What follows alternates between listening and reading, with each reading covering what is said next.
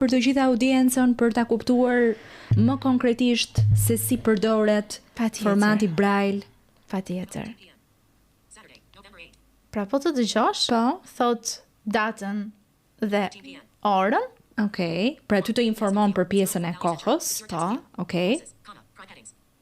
Dhe unë këtu jam tek Braille. Dhe ti shikon një sistem pra është në gjuhën angleze jo e përshtatur në shqip? Është në gjuhën angleze dhe tekstin që ti ma dërgon në shqip ma lexon. Ajo e përkthen në. Jo, e lexon si një anglez që mund të lexonte në shqip. Pra vetëm me tekst. E kuptoj. Por që shqip është mesazhi, si ti ma ke dërguar. E kuptoj.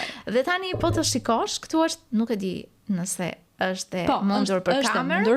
Pra shikon që ke 1, 2, 3, 4, 5, 6. Dhe kombinimi i këtyre, unë mbaj në këtë pozicion të gjerë telefonin, unë mundëm që të shkruaj mesazhe, raporte pune, në këtë lloj forme shkruaj detyrat e kursit.